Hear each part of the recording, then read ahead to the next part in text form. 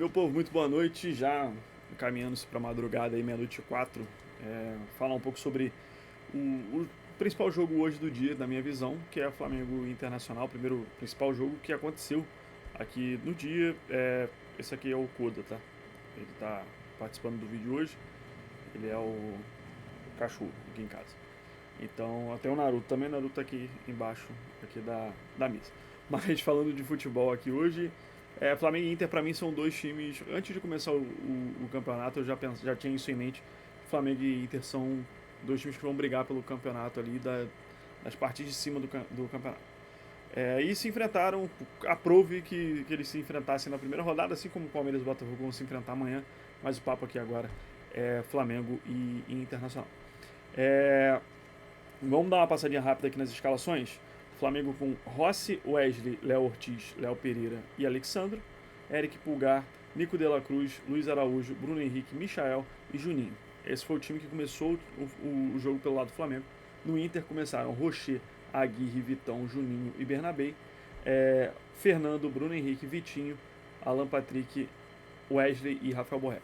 Esse é o time do Inter. Eu vou começar com o Inter porque eu tenho um pouco a falar do Inter, porque eu sei muito pouco desse time, é o primeiro jogo que eu vejo deles cara, me deixou muito boas impressões, assim.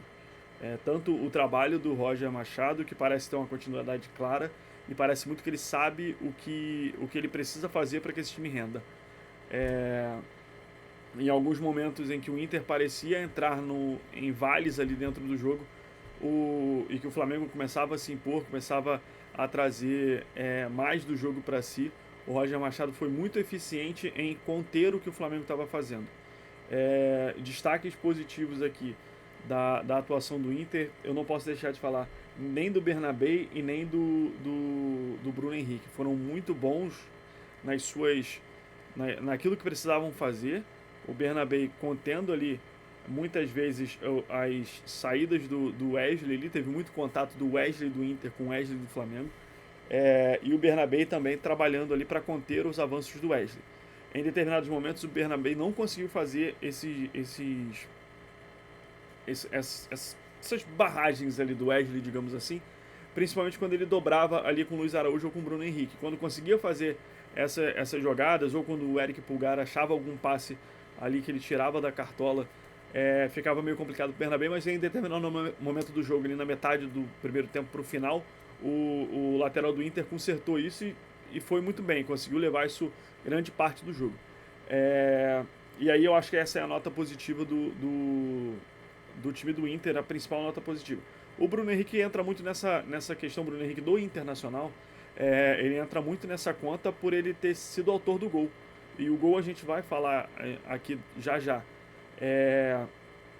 Dá para destacar também ali o Rocher fez defesas difíceis ali enquanto teve no jogo. O Rocher é substituído no intervalo ali para a entrada do goleiro reserva, o Antony, que também fez uma partida aceitável ali. Ele, apesar de ter saído com uma nota de regular para baixo ali, ele sai, na minha visão, com uma atuação positiva, apesar de ter tomado o gol do Flamengo ali numa jogada de bate e rebate dentro da área e não ter impedido o possível segundo gol do Flamengo, quem impede é a trave, porque o Juninho acaba chutando errado.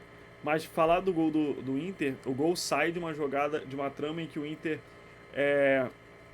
vai tirar vai sair de vez ali jogando, e quando você olha a jogada que o Juninho faz para puxar a marcação do Alexandro e conseguir deixar o Bruno Henrique livre, você observa que a atuação do Juninho dentro do gol ali, talvez no restante do jogo ele não tenha sido tão diferente assim pro jogo do Inter, mas quando a gente olha para a jogada do gol, o Juninho foi muito importante. E assim, e no segundo tempo, quando o Flamengo acha o gol, quando o Flamengo chega ao seu gol, achar o gol é feio, parece que o Flamengo não fez por onde. Mas quando o Flamengo chega ao seu gol e o Inter parece que vai ter muita dificuldade, ele acaba até tendo dificuldade após o gol, o Flamengo quase chega ao segundo, ao 2-1, ao gol da virada com o Juninho, o Roger Machado rapidamente mexe ali e o Inter começa a ganhar de novo o corpo dentro do jogo e acaba complicando um pouco a atuação do Flamengo, principalmente no final do jogo. Agora, do lado do Flamengo, o Flamengo começou muito devagar o jogo. Acho que o Flamengo começa sempre com a bola no pé, isso é interessante, é uma marca do Flamengo, é o jeito que o Flamengo joga, o jeito histórico do Flamengo jogar. Mas falta um pouco de. Faltou um pouco hoje de ímpeto para fazer o gol. O Flamengo ainda segue com muita dificuldade de chutar de fora da área, que é uma coisa que me irrita profundamente e particularmente é o Flamengo não chutar tanto de fora da área, tendo em vista que tem jogadores que tem um excelente chute de fora, como é o Bruno Henrique, que fez isso na Supercopa do Brasil contra o Botafogo, sai do jogo com um chute excepcional de fora da área ali para fazer o segundo gol do Flamengo. O Flamengo demora muito ainda a chutar de fora da área. Tem o Luiz Araújo que chuta muito bem, tem o Nico de la Cruz e o Eric Pulgar que chutam muito bem. Depois entrou o Cebolinha que chuta muito bem também no gol. Não sei por que tem tanta dificuldade para chutar assim dentro do gol. Agora, para falar dentro do gol, não, para o gol, né? Dentro do gol, quem me dera se todos os chutes do Flamengo fossem dentro do gol. Mas, acima de tudo ali, depois que entra o Cebolinha também, no segundo tempo ali, quando o Flamengo acaba se encontrando e acaba achando o seu gol, acaba construindo o seu gol de empate, o Flamengo parece que toma as rédeas do jogo e depois, com mudanças ali também de postura que o Felipe Luiz faz, eu enalteci ali a mudança tática que o Roger Machado fez, mas também tem a mudança de postura que o Felipe Luiz propõe ao time, o time aceita muito bem e faz o jogo acontecer ali e o Flamengo chegar ao seu gol de empate. Agora, um ponto importante para se falar das duas equipes. Hoje a gente teve uma arbitragem que deixou o jogo correr. E a gente sempre reclama que a gente não tem arbitragens que deixem o jogo correr.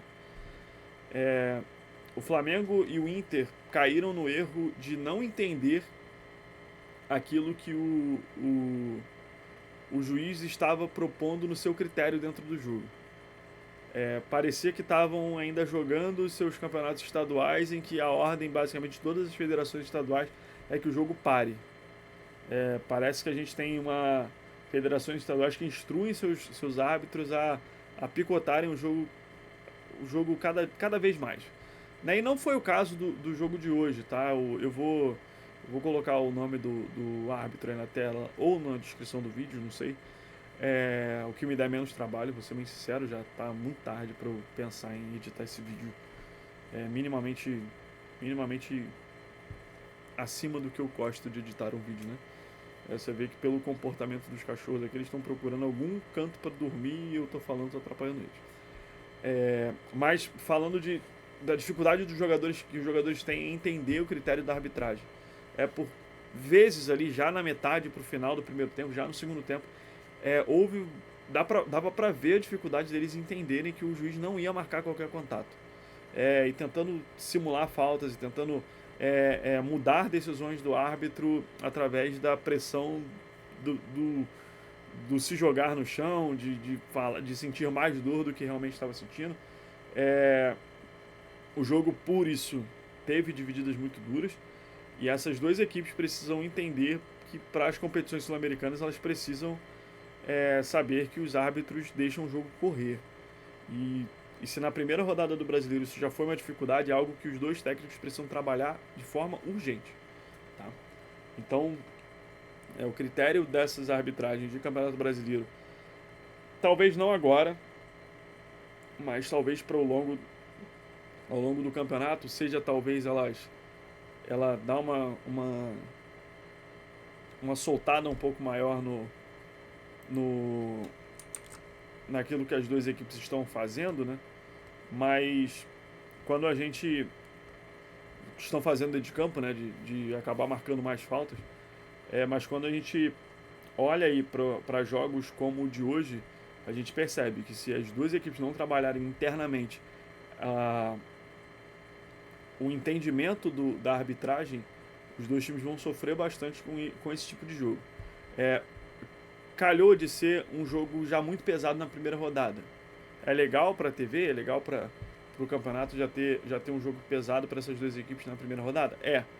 Talvez para eles não. O Flamengo e Inter tiveram muitos jogadores convocados para a data FIFA, então preço de ter time bom é esse. Você tem um time bom, logo o seu time tem mais convocados e logo o seu time tende a sofrer mais com lesões em data FIFA. O Flamengo, por exemplo, não tinha o Arrascaeta e nem o Gerson, que estavam machucados devido à data FIFA.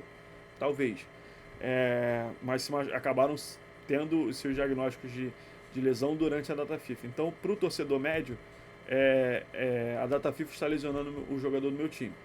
Não é bem assim, né? A lesão muscular ela não vem por estar na data FIFA, ela vem por uma sequência de jogos, uma sequência de trabalho em cima daquilo ali. E aí, não tendo esses jogadores, você acaba deixando o seu time um pouco enfraquecido, e um pouco enfraquecido você acaba dependendo talvez de um jogo físico, porque você depende pouco da técnica, mas no brasileiro você depende do jogo físico, mas ao mesmo tempo você quer mudar com a outra mão ali o tipo de arbitragem, né, que era o que a gente estava falando antes. As duas equipes precisam acertar isso já para o decorrer do campeonato. O Flamengo joga na Libertadores na quinta-feira na Venezuela contra o Deportivo Táchira. É uma viagem, talvez a viagem mais cansativa que o Flamengo vai ter nessa Libertadores. Vai jogar com o Deportivo Táchira lá. É um pouco complicado, tem a LDU, mas a LDU é em Quito, então já é uma logística um pouco mais fácil. O Táchira não, o Táchira é uma cidade no interior da Venezuela, precisa ir para Caracas, ir para Caracas ou para Maracaibo e daí ir para a cidade do Deportivo Táchira, que eu acho que não é Táchira o nome da cidade. E depois joga fora de casa de novo, mas pelo Brasileiro no dia 6 contra o Vitória, jogo às 6h30. Cara, começou a maratona no futebol brasileiro e é isso, cara. Não tem muito para onde correr nessa maratona não, filho. A maratona são jogos pesados e os jogos pesados vão te cobrar em algum momento, tá? Então, cara, é jogar ou jogar. Não existe outra alternativa. E o Flamengo tem 12 rodadas antes do Mundial de Clubes. Na verdade, 11 rodadas antes do Mundial de Clubes, porque todos os 4 times envolvidos com o Mundial de Clubes não vão jogar a 12ª rodada na data normal, né? Vão jogar em outros momentos. E aí o Inter estreia na Libertadores no dia 3. Dia 3 é... que dia? Dia 3 é quinta-feira também. O Inter também estreia na quinta-feira, mas às 7 horas da noite contra o Bahia em Salvador. E depois joga, enfim, no Rio Grande do Sul contra o Cruzeiro no dia 6. Na verdade, joga contra o Bahia no dia 3 do 4. Eu tô olhando março, por isso que eu tô confuso.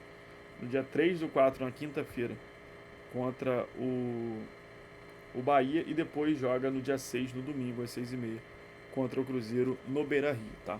É isso aí, pessoal. 13 minutinhos aí de vídeo, vamos passar aí para os 14 ou 15, porque eu vou dar minhas últimas considerações aqui. Na briga pelo título, para mim, então, essas duas equipes que jogaram hoje e as duas equipes que jogam amanhã, que são Botafogo e Palmeiras, né? Se você tá vendo esse vídeo, provavelmente você tá vendo o vídeo no domingo, então Botafogo e Palmeiras. Eu vou falar logo os nomes das equipes. Os outros times para mim correm por fora, como Atlético Mineiro, Corinthians. O Corinthians corre bem por fora, tá? Mas para mim essas 4 equipes são as favoritas no Campeonato Brasileiro. Assim, sem ficar em cima do muro. Agora, outras equipes precisam abrir muito o olho. Eu já falei bastante do Vasco no TikTok, agora o Fluminense também precisa abrir um pouco o olho, e quem subiu da segunda divisão também vai ter que olhar com carinho aí para se concentrar na briga contra o rebaixamento. No mais, vamos ver o que o campeonato nos reserva aí. Eu acho que a parada para o Mundial vai reformular muito esses times aí e pode dar um resultado bem diferente aí no final do campeonato, tá bom? Então, esse é o segundo vídeo que eu posto aqui no canal, porque eu abandonei esse canal durante um tempo. Não vou prometer nada, mas eu vou tentar fazer pelo menos um review por rodada aqui. eu tô bem cansado, eu participei de uma outra cobertura agora da Liga de Basquete Feminino, e isso tomou muito meu tempo, tomou muito tempo de estudo, então eu acabei fazendo essa, esse review superficial aqui do jogo. Se você quer um review um pouco mais pesado, eu recomendo que você hoje vá buscar outros canais, porque eu vou fazer esse review superficial aqui de 15 minutinhos para você, tá bom? Então me ajuda aí, deixa seu like, se inscreve aí no canal para que eu possa trazer mais e mais vídeos aqui para vocês.